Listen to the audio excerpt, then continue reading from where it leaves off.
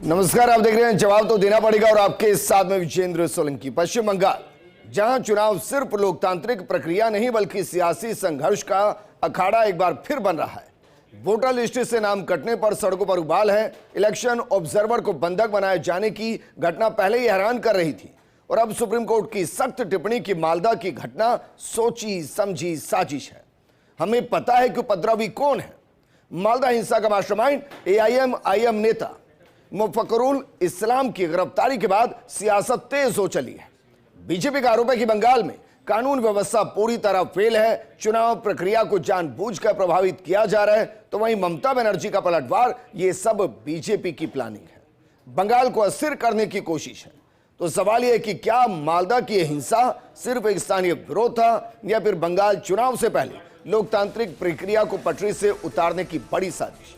और क्या यह घटना बंगाल की सियासत की दिशा बदलने वाली है? आज बात इसी मुद्दे पर।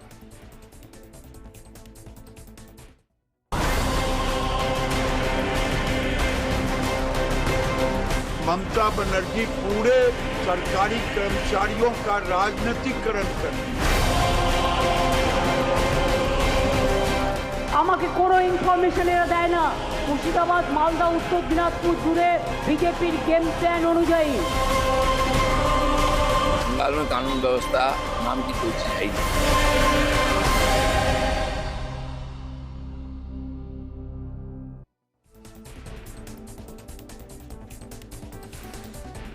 तो क्या वाकई में ऑब्जर्वर बंधक कांड एक बड़ी सियासी साजिश है जिसके जरिए वोटर्स को पोलराइज करना या फिर किसी एक पार्टी को फायदा पहुंचाने के लिए सब किया गया?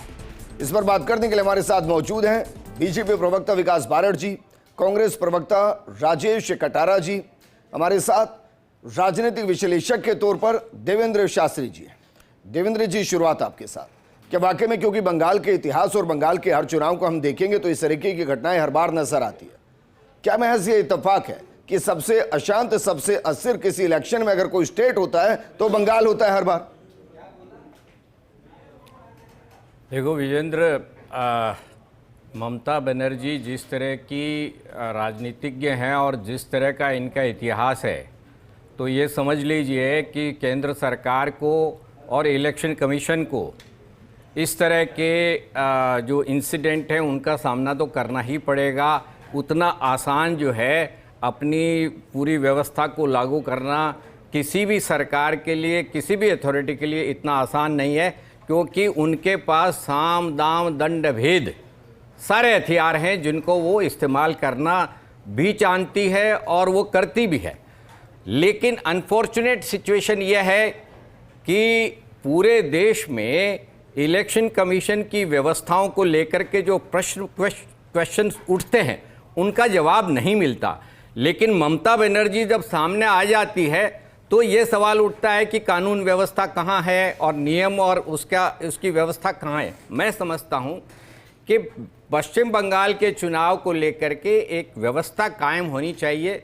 सुप्रीम कोर्ट जो कह रहा है, सुप्रीम कोर्ट ने बीच में इंटरफेरेंस किया है, तो उसके आदेशों का पालन होना चाहिए, वो चाहे स्टेट गवर्नमेंट हो, चाहे सेंट्रल गवर्नमेंट हो और चाहे इलेक्शन कमीशन हो। इससे पहले इलेक्शन कमीशन ने भी बहुत सारी इस तरह की कारगुजारियां की हैं जिनमें कि कोर्ट और स्टेट का बहुत ज़बरदस्त ढंग से वो हुआ है। लेकिन मैं समझता हूं कि यहाँ पर जो अब हम संघर्ष देख रहे हैं, जिस तरह की मालदा में घटना हुई है, वो अनफॉर्चुनेट है।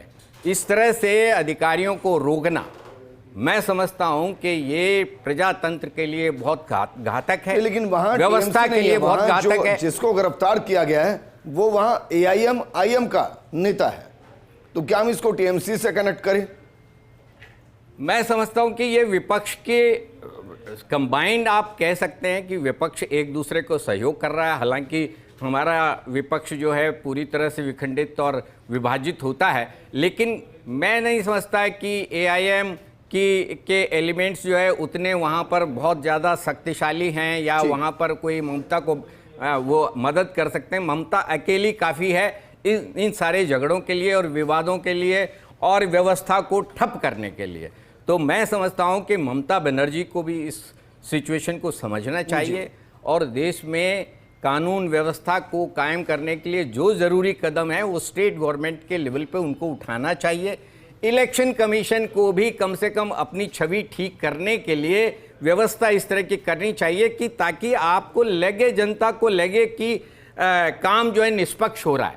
इसमें भी बंगाल में ये एलिमेंट है। बाकी तो कहीं नहीं लगता, बाकी तो सब निष्पक्ष ही कहते हैं इलेक्शन कमीशन को। बंगाल में जाकर सब खत्म हो जाता है। नहीं SIR भी खत्म, नहीं यूसीसी भी खत्म, देखिए NRC इलेक्शन भी खत्म, कमीशन, बॉर्डर सिक्योरिटी भी खत्म, इलेक्शन कमीशन, सुप्रीम कोर्ट के निर्देश भी खत्म, वहां जाकर सब खत्म हो जाता है। विजेंद्र, इलेक्शन कमीशन का चंडीगढ़ के निगम के चुनाव में सारे एक्सपोजर हो गया, उसके बाद दिल्ली के चुनाव में एक्सपोजर हो गया, और दूसरी जो मतदाता सूचियों को लेकर के विवाद हैं उनके अंदर भी सब मालूम पड़ गया। जिस तरह के कानून के फेरबदल वगैरह किए गए, तो उससे देखिए जनता को आप इतना मूर्ख भी न समझिए कि जनता को कुछ पल्ले नहीं पड़ रहा है। जनता को समझ में आ रहा है थोड़ा सा बैलेंसिंग एक्ट होना चाहिए। अगर कोई पात्र है तो किसी भी सूरत में SIR से बाहर नहीं हो सकता अनटिल और अनलेस वो खुद ये तय ना कर ले कि भाई मुझे SIR का हिस्सा नहीं होना है। ये तो मैं कंफर्म हूं। और सोचकर देखिए 73 लाख नाम कटे हैं बंगाल में। अगर वाकई में वो गलत होते तो सड़कों पर होते सर। वहां इतना इंपैक्ट कहीं भी नहीं है। यहां 33 लाख के आसपास कटे राजस्थान में, हमने कोई व्यापक विरोध देखा ही नहीं। इवन उसके बाद तो कांग्रेस भी मौन है, वो भी कुछ नहीं कह रही है, बस एक बार हाइप दी और चलते बने वहां से। राजेश कटारा जी, क्या बंगाल के चुनाव के अंदर ये सब कुछ जानबूझकर किया जा रहा है? और AIM के नेता का वहां इस मामले में शामिल होना, क्या ये वहां पर एक वोट बैंक को पोलराइज करने के लिए और अपनी पैड बनाने के लिए वहां सब कुछ किया जा रहा है? देखिए विजेंद्र जी, मैं आपको बताना चाहता हूं, इस समय जो देश में चल रहा है वो आप भी देख रहे हैं और जनता को भुगतना पड़ रहा है। केंद्र में सरकार भाजपा की, राज्य में सरकार तृणमूल कांग्रेस की। फिर क्यों हो रहा है? आप बताइए क्यों हो रहा है? इनको करना पड़ेगा, इनको जनता को भुगतना पड़ रहा है। ये क्या मैसेज देना चाहते हैं? केंद्र सरकार देखती है ऊपर से कि ये कुछ गलतियां करें और हम उनको पकड़ें और फिर उसका एक मुद्दा बनाएं। प्रधानमंत्री जी बोलते थे ओ दीदी, क्या है ये? देश के प्रधानमंत्री जी की ये योग्यता है? आप बताइए। चाय के बागान में चाय तोड़ रहे हैं, रील बना रहे हैं, डांस हो रहा है जी। क्या प्रधानमंत्री जी अगर काम करते देश के लिए और इस जनता के लिए तो कुछ देखने को मिलता और इस तरह की घटनाएं पुनरावृत्ति नहीं होती। आप देखिए राजस्थान में ही देख लीजिए क्या है। चुनाव नहीं करा पा रहे, 2.5 साल हो गए, कहीं भी नहीं है। मुख्यमंत्री के गृह जिले में आज जिला प्रमुख नहीं है, 2.5 साल हो गए। आप देखिए इतने डरे हुए हैं चुनावों से। और बंगाल में तो आपको पता ही है, एड़ी चोटी का जोर लगा रखा है और पता नहीं अभी क्या क्या जनता को भुगतना पड़ेगा। और जनता सब देख रही है, इनकी तरफ देख रही है, दोनों पार्टियों की तरफ देख रही है और निर्णय जनता को करना है जिस तरह से जनता भुगत रही है। चलो, आपने कम से कम ये तो कंफर्म कर दिया कि भाई बंगाल के अंदर कांग्रेस की तरफ कोई नहीं देख रहा है, या तो बीजेपी को देख रहा है, इनके कारनामों की तरफ विजेंद्र जी, इनके कारनामों की तरफ देख रही है। कारनामे सरकार की तरफ देखती है। सरकार से उम्मीद होती है विजेंद्र जी, सरकार से उम्मीद होती है। बिल्कुल सरकार, विजेंद्र जी सरकार से उम्मीद होती है, सरकार की तरफ देखती है जनता। सरकार जिस तरह से कार्रवाई कर रही है, सरकार जिस तरह से काम कर रही है विजेंद्र जी, उसको अदर वे में मत लीजिए, उसको सही तरह से आप कोट कीजिए। सुमित मेहरोत्रा जी, कांग्रेस ने यहाँ कंफर्म किया कि भाई वहां बीजेपी और टीएमसी में टक्कर है, हम है ही नहीं और जनता दोनों की तरफ ही देख रही है। आपको भी ऐसा ही लगता है वहां पर कि भाई आपका सीधा मुकाबला बीजेपी से है? वहां देख रही है जनता, कांग्रेस का कुछ नहीं, कांग्रेस नहीं कर रही वहां पे ये कांड जो कर रही है, कांड कर रही है वहां के लोकल सरकार, राज्य सरकार, केंद्र सरकार। आप देखिए दिल्ली में सहयोग है भाई। बोलिए सुमित जी। राजेश भाई आपकी बारी आएगी, आप बोलिएगा, बिल्कुल बोलिएगा। देखिए विजेंद्र भाई, बंगाल में तो हम मानेंगे कि लड़ाई टीएमसी और भाजपा की है, सब जानते हैं, ठीक। पर कांग्रेस आज ये कह रही है कि हम भी वहां पे फाइट में हैं, हमने 293 सीटें उतार दी हैं।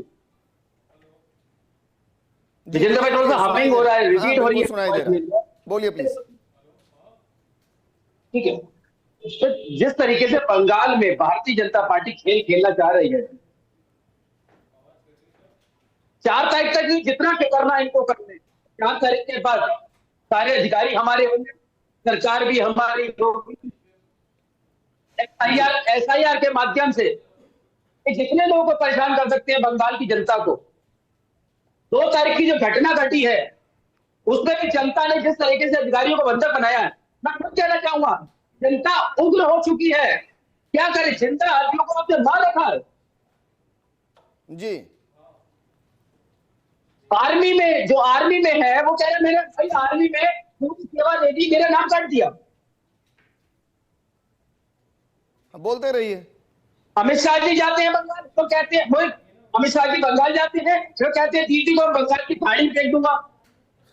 जी ये कौन सी भाषा का प्रयोग हो रहा है? कब कहा दीदी को खाड़ी में फेंक दूंगा भैया? पहले मोदी जी कहते हैं दीदी हो दीदी, फिर अमित शाह कहते हैं बंगाल की खाड़ी में फेंक दूंगा। सुमित मेहरोत्रा जी, नियम है। ये भी तो जानकारी आपको होगी बंगाल ना की कि ममता दीदी हर साल अपने भाई प्रधानमंत्री को कुछ गिफ्ट भी भेजती हैं। जानकारी है ना आपको या नहीं है इसकी भी? और वो रूटीन प्रोसेस है। नहीं, बिल्कुल है ना? ये तो भाई बहन का रिश्ता है वो तो वहां मानते हैं आप कि पॉलिटिक्स से अलग एक रिश्ता होता है जिसको ममता भी निभाती है और प्रधानमंत्री मोदी भी निभाते हैं। मेरा ये सवाल है, आपने कहा कि भाई वहां पर कागजों के अंदर जिंदों को मरा दिखाया जा रहा है। सर वहां तो ऐसी घटनाएं घटी हैं जहां टीएमसी के कार्यकर्ताओं ने जिंदों को मारकर उनके कागज में मृत्यु करा दी है। ये भी तो घट रहा है वहां पर, नहीं घटा क्या? ये कोई डाटा आपके पास हो तो दिखाइए कि टीएमसी लोगों ने मार के मैं तो दे ही दूंगा सर। आप बताइए, इससे पिछले चुनाव में, नहीं आप दीजिए, पिछले चुनाव में आचार संहिता के बाद, आचार संहिता के बाद कितनी घटनाएं घटी वहां पर? कितनी उपद्रव की घटना घटी बीते चुनाव में आचार संहिता के बाद? वहां सरकार है ना, आपकी डाटा होगा। मानते हैं कि भारतीय जनता पार्टी के द्वारा जो संयोजित प्रोग्राम चलाए जा रहे हैं बंगाल के अंदर, केवल बंगाल को लेकर के, क्योंकि मंशा ये है कि हम बंगाल जीत लें जी, एसआईआर के माध्यम से जनता को परेशान करने, पूरी सेना उतार दीजिए आप, पर जनता का मन में जो है माननीय दीदी, उसे आप खत्म नहीं कर पाएंगे जी। आप कितनी कोशिश कर रही है, जनता के मन से दीदी का खत्म नहीं कर पाएंगे। ठीक है, यहाँ बीजेपी ये कहती है कि आप लोगों के वोट जनता के काट मन दीजिए। से दीदी का खौफ खत्म करना है। वापस मैं आपके पास आऊंगा। विकास बारट, अगर वहां AIM-IM से जुड़ा एक नेता इतना उपद्रव करा सकता है तो मेरा कंसर्न ये है कि क्या वाकई में हमें यह भी वहां पर अभी तक नहीं पता कि किस नेता का क्या प्रोफाइल, कहां क्या घट रहा है और उसको कैसे कंट्रोल करना है। देखिए विजेंद्र जी, सबसे पहले तो मैं मानता हूं चाहे AIM हो या किसी भी पार्टी का कार्यकर्ता हो या नेता हो, उस राज्य के अंदर सरकार तृणमूल कांग्रेस की है, इससे ये बच नहीं सकते। 9 घंटे तक उन अधिकारियों को बंधक बनाए रखा गया, उनको पानी खाने के लिए कोई चीज़ तक मुहैया नहीं हो पाई, और तब तक प्रशासन ने उनकी सुध नहीं ली, जबकि उन्होंने सूचना करवाई, अवगत करवाया। फिर जब इसके बाद प्रशासन आने के बाद जब उनको ले जाया जा रहा था, तब भी उनके ऊपर ईंट पत्थरों से ऊपर हमला हुआ। तो सरकार की शह के बिना इस प्रकार की चीज़ें हो पाना असंभव है। दूसरा, अभी टीएमसी के प्रवक्ता कह रहे थे, तो 2018 के बाद विजेंद्र भाई इन्होंने NRCB को डाटा भेजना बंद कर दिया है। लगातार पिछले 5 साल से महिला अत्याचार में बंगाल जो है वो प्रथम स्थान के ऊपर है, और अत्याचारों के इन ऐसे मुकदमों के अंदर रिहाई में देश में प्रथम है। जो 2011 के अंदर जिस प्रकार की आय बंगाल के लोगों की हुआ करती थी, आज उससे 5 गुना नीचे देश में 23वें स्थान के ऊपर ये आ गए हैं। संदेश खाली, कितने बलात्कार, कितनी घटनाएं, बॉर्डर के लिए फेंसिंग करने के लिए जमीन नहीं दे रहे हैं, राष्ट्रपति जाए तो राष्ट्रपति का सम्मान नहीं है, उसको जगह नहीं देंगे, प्रधानमंत्री की सभाओं में उपस्थित नहीं होते, वहां बात नहीं करते। हर प्रकार की जो हम कल्पना कर सकते हैं कि बुरी से बुरी स्थिति एक राज्य में क्या हो सकती है, वो पश्चिम बंगाल के अंदर तृणमूल कांग्रेस की सरकार के समय हो रही है। आज भारत के ये बात कर रहे थे अभी कि कौन सी हिंसा हुई। 2021 में विधानसभा चुनाव के बाद विजेंद्र जी 50 लोगों की हत्या कर दी गई, ये तो बंगाल सरकार के आंकड़े हैं। 2023 में जब वहां पर निकायों के चुनाव हुए, 48 लोगों की हत्या कर दी गई, हजारों जगह के ऊपर निर्विरोध इन्होंने चुनाव करवाए, किसी को फॉर्म तक नहीं भरने दिया। ये बंगाल की असलियत है। वहां पर व्यक्ति को व्यक्ति नहीं माना जाता, लोगों को इस प्रकार से मारा काटा जा रहा है जिस प्रकार पशुओं के साथ भी बर्बरता नहीं होती। और ये फिर बात करते हैं कि लोगों के मन में, बीच में मत बोलिए श्रीमान। और अरे आपने बिहार के अंदर जो अभी अरे अपने समय में बोलिएगा, बिहार के अंदर, अरे बीच में मत बोलिए भैया, अपने समय में बोलिएगा। इस प्रकार की हालत बंगाल की इन्होंने करके, आज बॉर्डर स्टेट है पश्चिम बंगाल में, बंगाल से सबसे ज्यादा इन्फिल्ट्रेशन हो रहा है। असम ने 1.25 लाख बीघा जमीन मुक्त करा दी। बंगाल ने क्या किया? अवैध प्रवासियों को खदेड़ने के लिए बंगाल ने क्या किया? जो बॉर्डर स्टेट है उन पे सुनियोजित तरीके से इन्होंने उन लोगों का जमावड़ा कर दिया जो वहां से आने वाले प्रवासियों को मदद करते हैं। भारत की सुरक्षा से खिलवाड़ करने का कार्य तृणमूल कांग्रेस की सरकार के समय हो रहा है विजेंद्र जी। और ये होने दे रहे हैं हम, होने दे नहीं रहे। ये हम ये देखिए, अभी कांग्रेस के प्रवक्ता यहां पल्ला झाड़ रहे थे, अरे भैया आपके इंडिया अलायंस की फाउंडर कौन है? आपके इंडिया अलायंस के मुख्य सूत्रधारों में तृणमूल कांग्रेस है, ममता बनर्जी है, आप पल्ला झाड़ते हो। आपने कहां विरोध किया, आपने कहां प्रदर्शन किए? और जगह तो निकल जाती है प्रियंका दीदी। नहीं विजेंद्र जी, फिलिस्तीन के बैग ले लेती है प्रियंका दीदी, और वहां कहा जा रहा है अरे मैं कह बंगाल की जनता के बैग तो लेती प्रियंका दीदी। राहुल बाबा यात्रा लेके निकल पड़ते, एक यात्रा जरा बंगाल में भी तो करो। यहां खड़े होकर स्वीकार कर रहे हो हम तो गिनती में ही नहीं है, शर्म नहीं आती? अपनी जिम्मेदारियों से मुंह मोड़ते हो, इंडिया अलायंस में साथ बैठ के सभाएं करते हो, देश में कहते हो मोदी को भगाना है। एक बार बोलो ना कि तृणमूल कांग्रेस को भगाना है, ममता बनर्जी को भगाना है, मुंह में दही जमा लेते हो। ये तो ये बड़ी बात है। राजेश कटारा जी बोल दीजिए कि भाई बंगाल, बोलिए ना कि बंगाल में ममता बनर्जी को हटाना है, बोलिए। हाँ बोल देंगे, वो बोल दीजिए। अरे बोलिए ना श्रीमान। हास्यास्पद मामला है ये, अपनी पार्टी की तरफ नहीं देख रहे वो देश में क्या हो रहा है, क्या घटनाएं घट रही हैं। राजेश जी देश में देखिए बात कर दी, देश ने जो भुगता है 12 साल के अंदर, लाइन पूरे देश को इन्होंने लाइन के अंदर लगा दिया। राजेश कटारा जी, कितनी सीटों पर कैंडिडेट उतारे हैं कांग्रेस ने? वहां पूरी सीटों पे कैंडिडेट उतारेंगे अपन, तो सरकार बनाने के लिए चुनाव लड़ेंगे। अरे भाई सरकार बनाने के लिए बिल्कुल सरकार बनाएंगे। तो ये ममता दीदी की सत्ता को वहां से कांग्रेस उखाड़ फेंकेगी, कहिए। बिल्कुल उखाड़ेगी कांग्रेस, कांग्रेस की सत्ता आएगी बिल्कुल, ममता दीदी हो चाहे भाजपा हो, कोई भी हो। नहीं, जो हमारे विरोध में चुनाव लड़ेगा, जो हमारे विरोध में चुनाव, कांग्रेस अपने निष्पक्ष अलग से चुनाव लड़ रही है बिल्कुल, और जनता देख रही है कांग्रेस की तरफ वापस जो कांग्रेस ने दिया है। बात करते हैं घुसपैठियों को, आप बताइए विजेंद्र जी, विजेंद्र जी आप बताइए ऐसी निर्दोष लोगों के खून से रंगे हाथों में ममता जी के साथ दोबारा कभी समझौता नहीं होगा। राजेश कटारा जी, आप ये कह रहे हैं कि ममता दीदी की सरकार को वहां से उखाड़ फेंकने का काम कांग्रेस करेगी, सही कह रहा हूं मैं?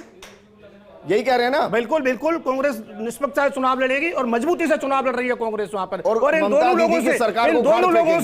दोनों लोगों से वहां की जनता ऊब चुकी है। आप देखना जी, सुन रहे हैं आप, जिनके साथ बैठकर कॉफी टी पीते थे, अब वो कह रहे हैं कि वहां से ममता सरकार को उखाड़ फेंकेंगे।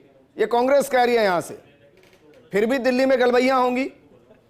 देखिए विजेंद्र भाई, मैं ज्यादा टिप्पणी करूंगा नहीं कांग्रेस के ऊपर। कांग्रेस एक मिनट है, एक सीट पाने के लिए ये लोग जद्दोजहद कर रहे हैं। और रही भाजपा की, तो हालत जनता इस बार जो 73 सीटें जीती थी 40 सीट पर लाके भेजेगी।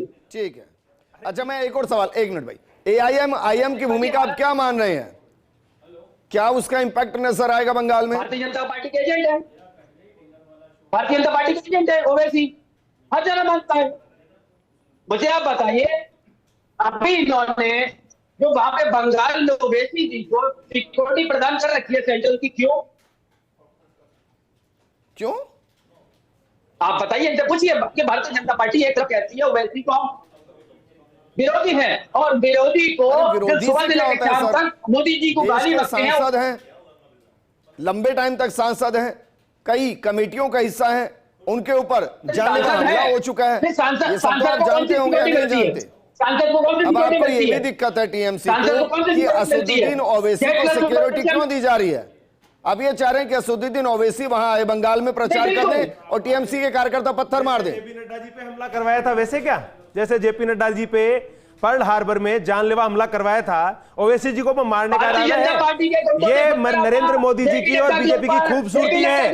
मोदी जी को गाली निकाली लेकिन सुरक्षा देंगे। पार्लियामेंट के मेंबर हैं, वो पार्लियामेंट के मेंबर हैं, चुन के आते हैं। ये खूबसूरती है पार्टी के अध्यक्ष भैया, एक पार्टी के अध्यक्ष भी हैं वो देवेंद्र शास्त्री जी। AIM का जाना, हर इलेक्शन में जाना, इसके दो विचारधारा है।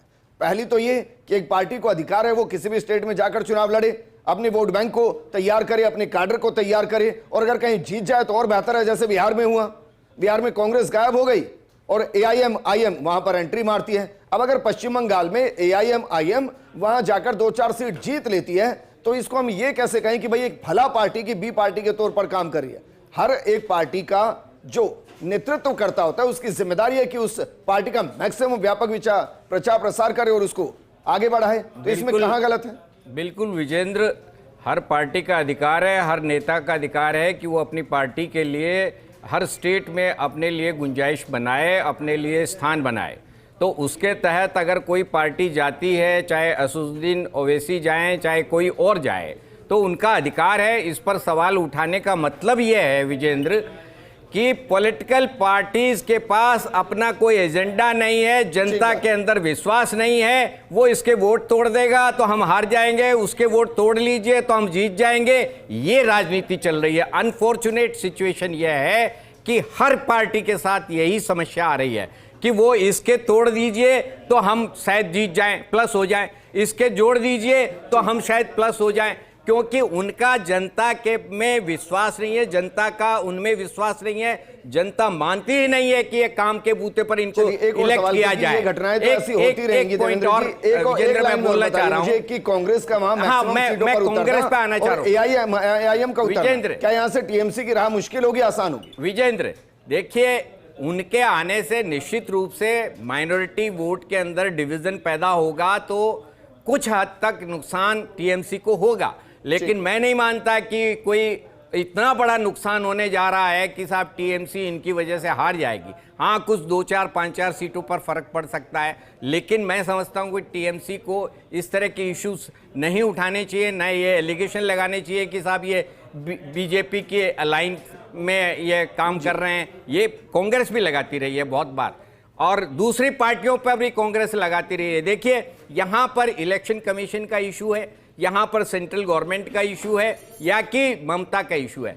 जो विपक्ष की प्रमुख पार्टी है कांग्रेस, वो दिशाहीन होने की वजह से जो आज ये सवाल उठ रहे हैं कि हमारी डेमोक्रेसी और हमारी जो डेमोक्रेसी को प्रोटेक्ट करने के लिए जो एजेंसी है, उनकी क्रेडिबिलिटी जीरो होने की स्टेज पे जा रही है। उनको कोई मान नहीं रहा है कि इलेक्शन ठीक से हो रहे हैं, डेमोक्रेटिक प्रक्रिया सही तरीके से चल रही है।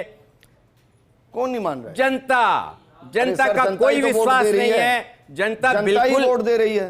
कहां पंजाब में वोट दिए जनता ने, आम आदमी पार्टी को एक तरफा जिता दिया, जनता ने वोट दिया। देखिए, निश्चित जनता ने वोट दिया लास्ट लोकसभा चुनाव में, जहां मोदी सरकार को 240 पर ला दिया। उनके ऊपर जो आरोप लग रहे हैं, उनका कोई समाधान नहीं हो रहा है। अच्छा है, वो खा लेंगे, वो सबके साथ है सर। और जहां हार जाते हैं वहां इलेक्शन कमीशन खराब हो जाता है, और जहां जीत जाते हैं वो हमारा नेतृत्व अच्छा हो जाता है। शुक्रिया विकास, हमारे साथ जुड़ने के लिए। राजेश कटारा जी, सुमित जी और देवेंद्र जी, बहुत शुक्रिया। ऐसी घटनाएं नहीं होनी चाहिए, और अगर ये घटनाएं लगातार घट रही हैं तो मानकर चलिए किसी का इनके पीछे हाथ है, और वो हाथ इतना बड़ा है कि इन पर एक्शन नहीं होता है।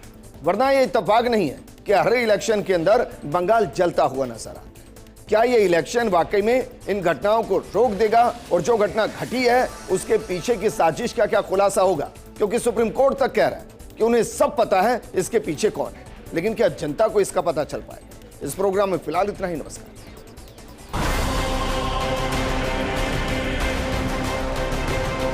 ममता बनर्जी पूरे सरकारी कर्मचारियों का राजनीतिकरण कर আমাকে কোনো ইনফরমেশন এরা দেয় না। মুর্শিদাবাদ, মালদা, উত্তর দিনাজপুর জুড়ে বিজেপির गेम प्लान অনুযায়ী बंगाल में कानून व्यवस्था नाम की कोई चीज है ही नहीं।